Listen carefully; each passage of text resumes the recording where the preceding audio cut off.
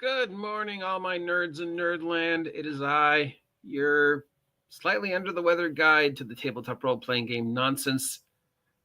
It is 8:36 in the morning on this, the 10th day of December 2024. Let's take a look, and it is bright and sunny spring morning here where I live. How is it with you? I know the rest of the country seems to be under wind, rain, storm, tornado, hurricane, flash flood warning, but here in sunny Southern California, the only thing we're worried about seems to be butterflies. It's pretty gorgeous day outside. Time to head on over to our favorite Kickstarter sites of your choice and take a look at all the tabletop role-playing game and other Kickstarters that are coming to an end.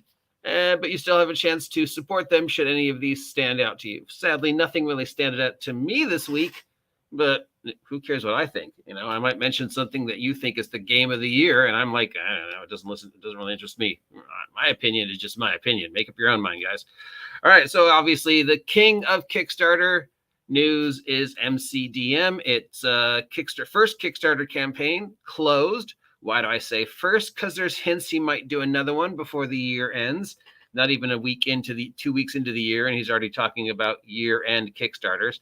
But Monty Cook's MCDM RPG, which I have a feeling is going to be the name, closed at 4.6 million, and boy, oh boy, are a lot of people upset. I just saw another one about blah, blah, blah, Matt Colville. I'm like, are you upset because you don't like the individual, or are you just upset because he made 4.6 million on a Kickstarter? Because a lot of these just sound like petty jealousy. Kind of reminds me of another Kickstarter that hit 1 million and people quickly turned on. Anyways, yes, congratulations to Matt Colville for 4.6 million. Will we ever see a gaming Kickstarter hit that much money again? Insiders say probably not, at least not role-playing. I mean, board game, video game, card game might, but for an RPG, 4.6 million, I doubt we'll ever see one, at least not for a while. And to this day, I still don't see the what it is that makes this game worth so much other than just hype. Because now that we've had a chance to see some playthroughs and see some videos, it's like it's kind of just 4th edition with a little bit extra bells and whistles. It's, you know, it's nice that you took 4th edition and made it a little bit more approachable, but yeah, it's just kind of 4th edition. Anyways, it's still early in its Kickstarter. Speaking of Kickstarters, what else? All right, we have from Mountainland Games something called Under the Indigo Moon. It's $1 for a PDF, plus you get the VTT maps and tokens. How could you not post that one? It is for Pathfinder and Shadow Dark. It reached its funding in under 24 hours, but you could still have a chance to back it as it doesn't end till the January 26th for $1. Basically, an adventure involves pretty much a valley and a druid and some farmlands, and then people are trying to steal the farmlands from the druid, and you have to help the druid out. But then, of course, there's some other Underdarky type evil shenanigans going on. Perhaps a full moon is involved, but yeah, cool. From Helltongue Storytelling, Heltung, comes Whispers of the Wood, a narrative-driven tabletop RPG. This is the core rulebook, $30 for the PDF and print version. That seems pretty reasonable.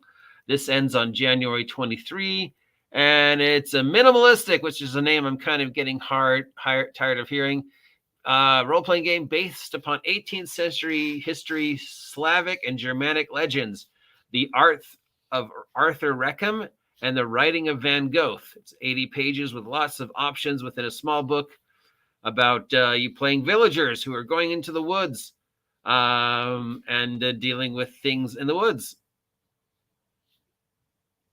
Because, you know, for some whatever reason, the village is maybe, I don't know, too many villagers in the village and you've got to go off and make your own. Maybe it's got a little dark fairy tale stuff going on. Who knows? Hex crawl, dungeon crawl, wood-based crawl. I guess we can call these wood crawls now, or myth crawls. I don't know. From 13th Moon Games, we have Covenant Crucible Unbound. This is an original system. Kickstarter's ending January 23rd. $50 gets you the print version only of the book, no PDF. It is a urban fantasy witch and pagan source book / providing rules to introduce urban fantasy witches and stuff into a game. It says it's a source book, but it's a source book for a very obscure game called Coven and Crucible, which is a 2D12 system. So if you're familiar with the Coven and Crucible role-playing game and are looking for a modern-day witchcraft / guide to Wicca / pagan religions, here you go. $50 for, and I don't even get a PDF though. Sorry, 13th Moon Games. I mean, an obscure game and I think we know that niche role playing is just not going to cut it anymore. You might have one or two people that want to jump on this, but I don't know. I mean, Scandal Obscura has shown us that maybe the fan base just isn't there as it used to be. From Praxis Studios, we have Cyberpunk Noir, film noir. It's one of those words I can never say because I'm an idiot. So this is a core rule book. $17 gets you a PDF. It reprints the Cyberpunk Noir core rule book, where you play street detectives working in the neon world of violence and worse. Dice size corresponds to skill level to determine your odds. So think Savage Worlds, where you can have a D4 strength, a D6 dexterity, a D4 intelligence kind of thing. And it's $17. So detectives in a cyberpunk world. From Meditating Monkey spelled M-U-N-K-Y, we have Mausoleum of the Ashes. This is a D&D 5th edition adventure. Ends on the 23rd. $12 gets you the PDF and the print version of the zine. Its campaign is set to produce 2 books. One is the adventure zine, and the other is a source book detailing the world. It takes place, this is the first of the zine that takes place in a world called Cilia, and it's 16 pages. It's the first of his 9-book planned campaign. It's a source book expanding upon the setting, providing cities, and something called the Mausoleum of the Ashes, where you have to probably go and explore it, and stuff happens because it's a mausoleum. And this picture seems to hit at some evil skullduggery going on and some cultists with knives who apparently are up to no good. So get your 5th edition evil cult stomping joy out of this one for $12. From DM Dens, we have Eclipse of the Magus King, a solo 5e dungeon crawl. It's Dungeons & Dragons 5th edition adventure. It's $20 for the PDF. It's a solo adventure book using 5e. Solo adventuring seems to be becoming more and more of a thing lately. You'll enter the Magus King's abandoned palace and then dealing with monsters and interlopers and trespassers. And then at the end, there's a reward, and you unlock the mystery of the Eclipse of the Magus King. $20.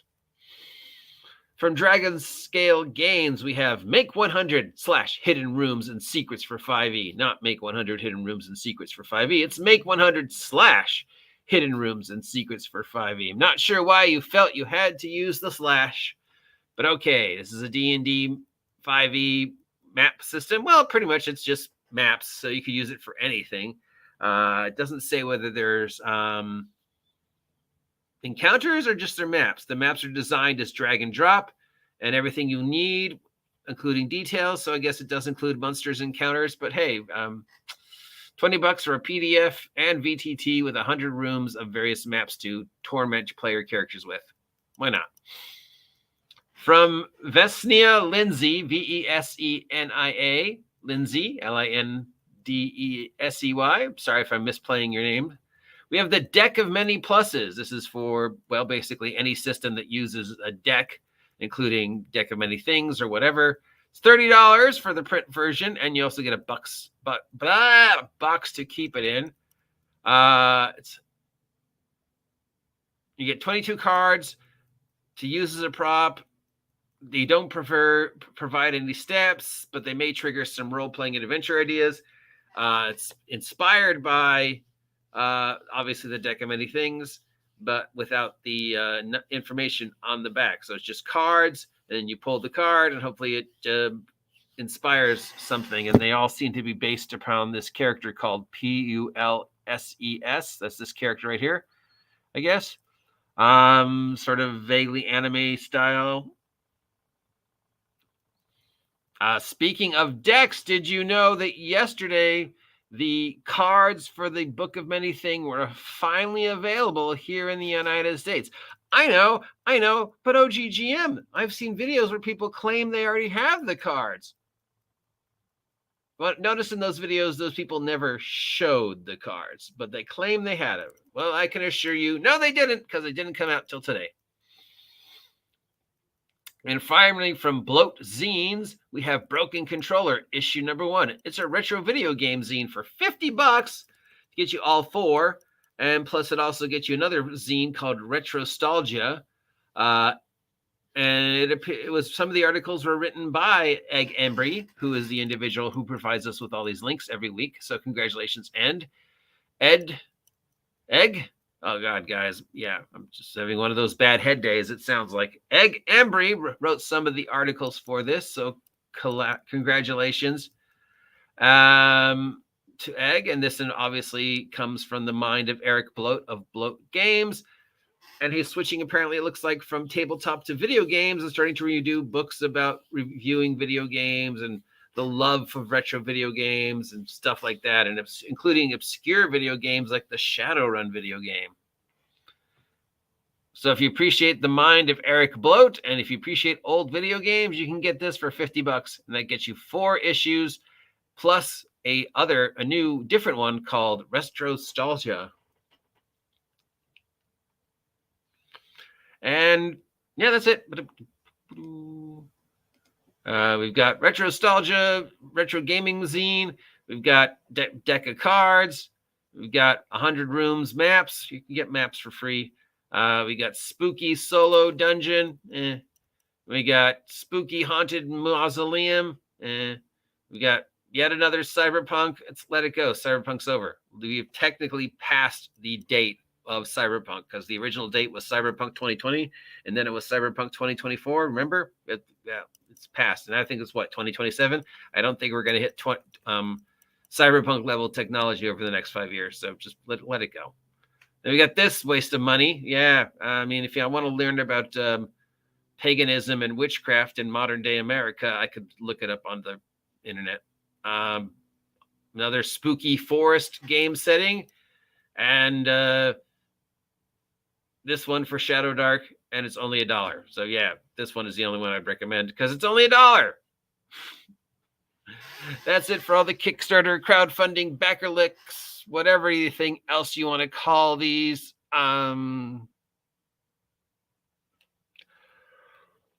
Excuse me. Sorry. You can find the links to these at Kickstarter or Backerlit or whatever. So if there's any of these sound like something you want to back, go ahead, toss a coin to the Witcher, as they say. Though I do miss the Kickstarters having other things, you know? It seems like Kickstarters used to come with like stickers and dice and figures and bookmarks, and now you're spending $50 and you get maybe one book. I don't know. It's harder and harder for me to want to support a Kickstarter if it's like all I'm getting is a book.